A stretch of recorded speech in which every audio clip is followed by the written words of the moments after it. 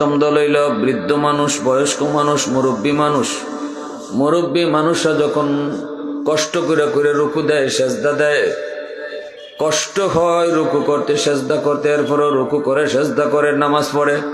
আল্লাহ কয় এই রুকু সেজদার দিকে তাকাইলে জমিনের প্রতি মায়া লাগে। অতএব মুরব্বী মানুষকে সম্মান করা দরকার। মুরব্বী মানুষ, সাদা দাড়ি সাদা চুল, আল্লাহর কাছে বড় দামি। হাত উঠাইলে আল্লাহ খালি ফিরায় দেয় না, আল্লাহ খালি ফিরাইয়া দিতে তার লজ্জা লাগে। সুবহানাল্লাহ। আলী রাদিয়াল্লাহু তাআলা আনহু ঘর থেকে বের হয়েছেন, নবীর পিছনে নামাজ পড়বেন। মায়ার নবী ইমাম আলী বের হয়েছেন ঘর থেকে, নবীর পিছনে নামাজ পড়বেন। চিকন একটা গলি, এই গলি দিয়ে আলী ঢুকবেন, কিন্তু একজন মুরব্বী মানুষ এই চিকন গলিটা দিয়া হাঁটতেছে, লাঠি বর দিয়া বাঁকা হইয়া। আলী রাদিয়াল্লাহু তাআলা আনহু চিন্তায় পড়ে গেলেন, এখন এই মুরব্বী মানুষকে যদি একটু চাপ না দেই তাহলে আমি আগে যাইতে পারবো না।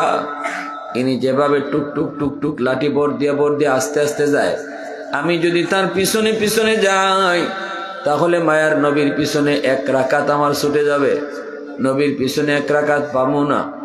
কি করবো এখন? নবীর পিছনে নামাজ পড়বো, নবীর পিছনে নামাজ পড়বো, নামাজ ধরবো, নাকি আমার এক রাকাত ছুটে যাবে? আলীর মন কয় না রে আলী, শুন, রাকাত একটা ছুটে যায়, ছুটে যাক, তবু মুরব্বী মানুষের চাপ দিয়ে তুই কষ্ট দিবি না, কারণ মুরব্বী হওয়ার কারণে আল্লাহর কাছে সে দামি। বুঝছেন? আলী পিছনে পিছনে যাইতেছেন, আর মনে মনে হইল রাকাত তো একটা যাইব গাই, রাকাত একটা ছুটি যাইব, নবীর পিছনে এক রাকাত পাবে না। কিন্তু এইদিকে মুরব্বীরা সম্মান করার কারণে আল্লাহর বড় মায়া লাগছে। আল্লাহ জিব্রাইলকে পাঠিয়ে দিছে মায়ার নবীর কাছে। নবী রুকুতে গেছেন, জিব্রাইল আইসা কয়, নবী গো, রুকু থেকে মাথা তুলবেন না, রুকু লম্বা করেন। সুবহানাল্লাহ। ওগো নবীজি, রুকু লম্বা করেন, কারণ আপনার আলী এখনো জামাতে শরীক হতে পারে নাই। আলী রাদিয়াল্লাহু তাআলা আনহু এখনো জামাতে শরীক হতে পারে নাই, এজন্য আপনি রুকু লম্বা করেন, মাথা তুলবেন না। নবীজি তো মাথা তুলেন না। জিব্রাইল নবীর পাশে দাঁড়ায় রইছে। নবীজির মনে মনে গুসা, আলী আজকে কি করলো, কেন আজকে দেরি করলো, আর আমারই বা রুকু লম্বা করতে হচ্ছে কেন? আল্লাহ পাকের অর্ডার, নবী গো আপনি মাথা তুলবেন না, আমি জিব্রাইল যখন বলবো তখন আপনি মাথা তুলবেন। আল্লাহু আকবার জোরে বলেন। নবীজি কি রুকুতে আল্লাহ লম্বা করে দিলেন, নবীজি রুকু লম্বা করতেছেন। ঘটনা কি? আলী এখনো রুকু পায় নাই, আলী এখনো জামাত পায় নাই, এজন্য রুকু লম্বা হইতেছে। সুবহানাল্লাহ। নবী তো এতটুকুই শুধু জানছেন, কিন্তু কেন তা তো জানেন না। আলী রাদিয়াল্লাহু তাআলা মসজিদের ভিতরে ঢুককেই দেখে, আরে আল্লাহ, আমি দি ভাবছিলাম রাকাত একটা ছুটি যাইব, এখন দি দেখা যায় রসুল রুকুর মাঝে, তে তো দেখা যায় আমার রাকাত ছুটছে না। আইয়েই কয় আল্লাহু আকবার, রুকুতে পাই গেছে। আলীর তো খবর নাই রুকু কেমনে পাইছে, ঠিক না? এমনি জিব্রাইলে আমিন কই, নবী গো মাথা তুলেন, আপনার আলী জামাতে শরীক হয়ে গেছে। নবীজি নামাজ শেষ করলেন, শেষ করি নবীজি মিম্বরে বসে পড়লেন। বৈশেই নবী কয়, সাহাবীরা সামনে আসো, প্রথম রাকাতে রুকু এত লম্বা কেন হলো? অনেকেরই মনে মনে প্রশ্ন আছে নি না নাই? সাহাবীরা কয়, নবী গো প্রশ্ন আছে কিন্তু সাহস নাই। আল্লাহ নবী কয়, আমি কইতেছি কেন প্রথম রাকাতে রুকু লম্বা হইছে? নবী ডাক দিছে, আলী, পিছনের কাতারে। আলী কয়, লাব্বাইক। নবী কয়, সামনে আও। আলী সামনের দিকে আইতেছেন। সাহাবায়ে কেরাম সবাই তাকাই রইছে, রুকু কেন লম্বা হইল, রসুল আলীরে কেন ডাকে? সামনে আনছেন। আলী নিজেও জানেন না যে আলীরে কেন মামলার আসামি বানানো হয়েছে, ঠিক না?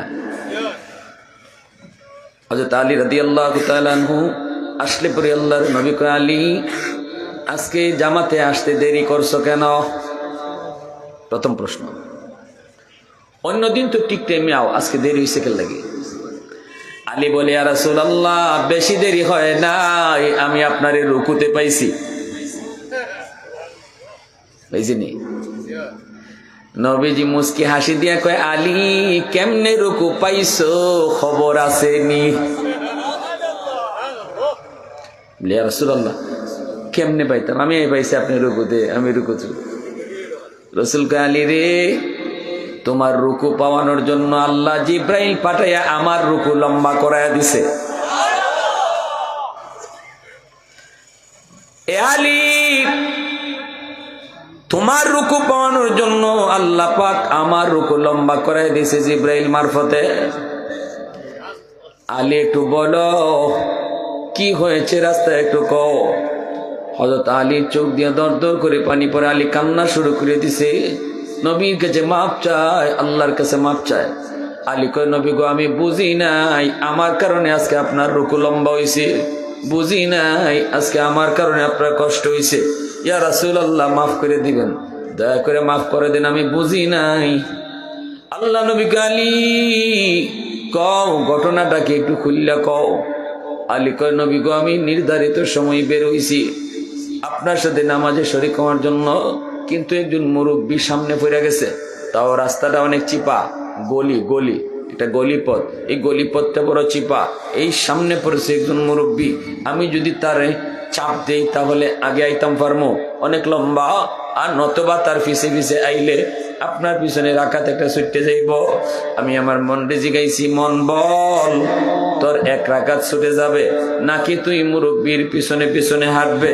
আমার মন কয়, এরে আলী, রাকাত একটা ছুটে যায়, ছুটে যাক, কিন্তু যারে আল্লাহ সম্মান দেয় তুমিও তারে সম্মান দাও।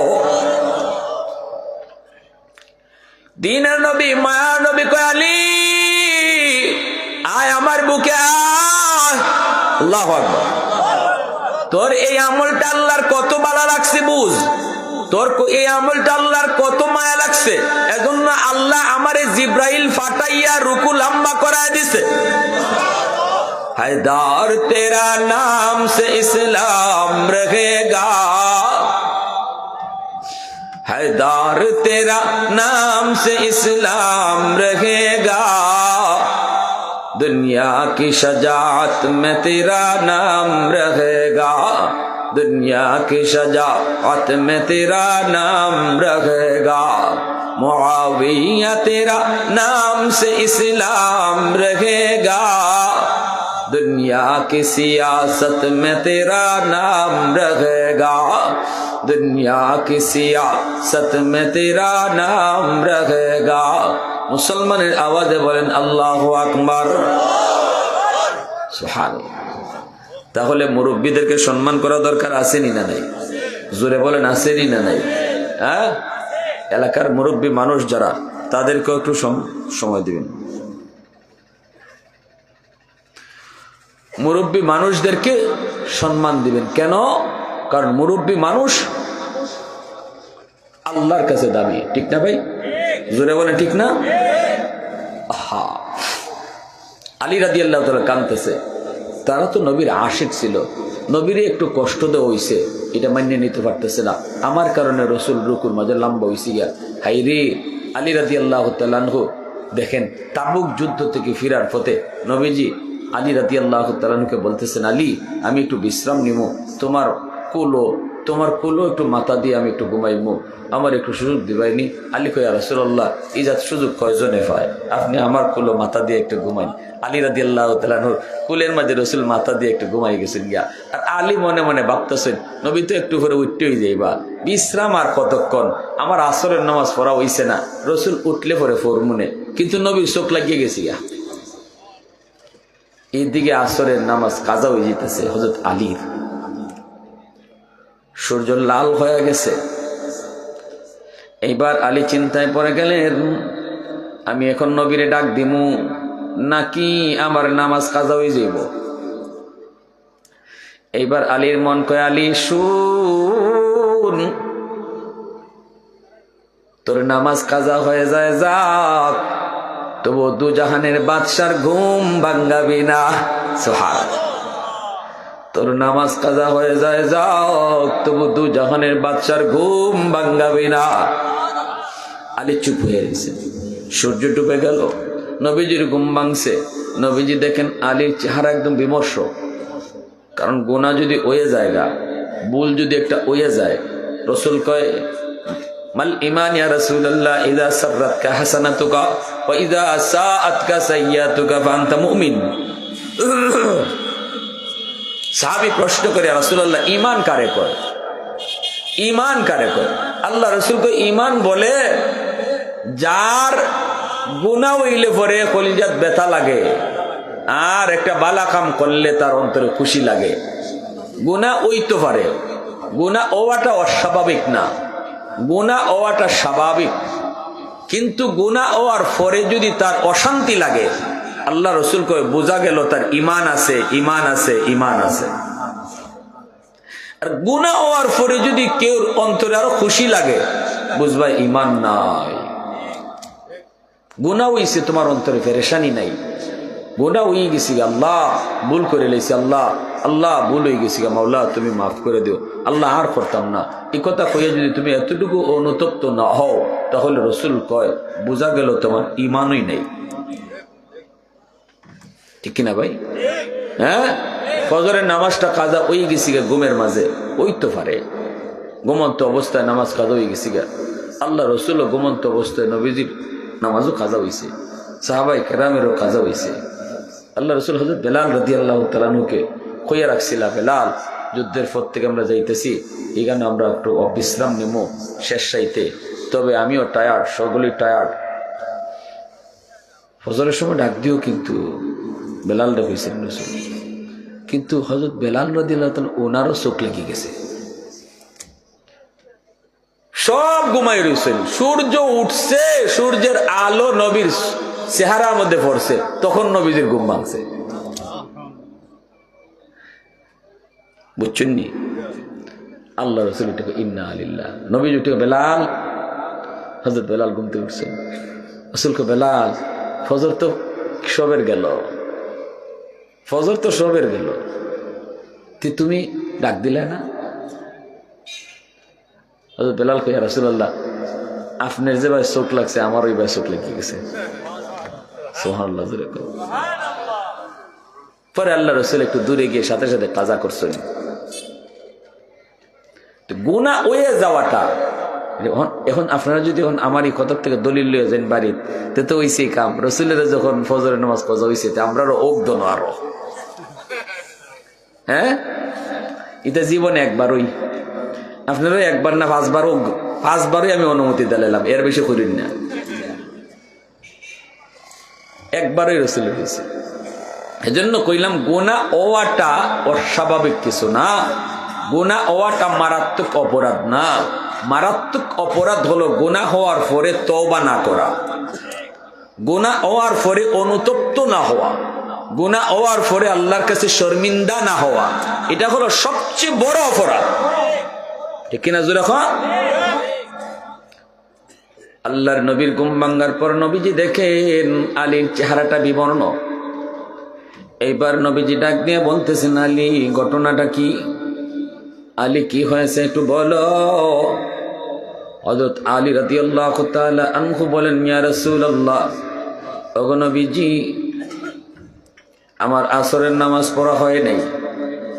নবীজি বলেন, কও কি তুমি? ইন্না লিল্লাহি, আসর পড়ছো না? তা আমার ডাক দিলা না? ইয়া রাসূলুল্লাহ, আমার মন বলে নামাজ কাজা হয়ে যায়, হয়ে যাক, কিন্তু আপনার ঘুম ভাঙ্গাইতে আমার মন রাজি না। মায়ার নবী, দয়ার নবী, দয়ার নবী, মায়ার নবী, এরা কি পরিমাণে আশিক রাসূল। কিরে ভাই, আর আমরা হইলাম জিলাপি খাওয়া আশিক রাসূল। ঠিক না? নেই জিলাপি না হইলে কিলা কিলি, বাপরে বাপ। আর নবীর সাহাবীরা দিলে আশিক কারে কয় বুঝো, এবার বুঝতে যাও কি জাত আশিক রাসূল। মুখে আশিক রাসূল দাবি করলে আশিক হওয়া যায় না, আশিক বুঝাইতে হয় কাজে। ঠিক কিনা জোরে কও? আমার কাজে বুঝাইব আমি কদ্দুর আশিক। বেটায় কয় আমি বাংলার প্রেমিক, বাংলা আমার হৃদয়, আমি বাংলার আশিক। কিন্তু যাত্রী লাগাইছে ইন্ডিয়ার। যাত্রী লাগাইছে কে? জোরে মাতবা। খেলা চলছে বাংলাদেশ আর ইন্ডিয়া, আর হে ইন্ডিয়ার যাত্রী লাগে কয় আমি বাংলার আশিক, আমি বাংলা প্রেমিক, বাংলা মায়ের বাংলা সন্তান। মুখে কইয়া ফাটাই নিতেছে, কিন্তু যাত্রী লাগাইছে ইন্ডিয়ার।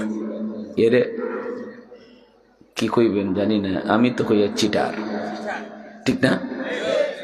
এ মুখে এক কথা, দিলে আর এক কথা, বাটফার, ঠিক না? তুমি যদি সত্যিকারের দেশপ্রেমিক হও, তাহলে দেশের যাত্রী, দেশের পতাকা তোমার হাতে থাকবে। তোমার কাছে ইন্ডিয়ার পতাকা কেন, অন্য দেশের পতাকা কেন? তাহলে তুমি দেশপ্রেমিক হইলা কি কইরা? তুমি নবীর আশিক দাবি করো, কিন্তু নবীর কোন সুরত তোমার মাঝে নাই। না টুফি, তকি তকি তকি, না তকি, না দাড়ি, না পাঞ্জাবি, না নমাজ, না কালাম। বিড়ি আছে আর আমি আছি, এমন আসেনি না নাই? কিন্তু বাবা রে বাবা, আশিকের রসুলকে ফাল দেয় সবার আগে, সবার আগে। সাবধান, আশিকের রসুল বুঝে যাও। হযরত আলী রাদিয়াল্লাহু তাআলা যখন কইয়া রাসূলুল্লাহ, না গো নবী, মন মানে না, দিনের নবী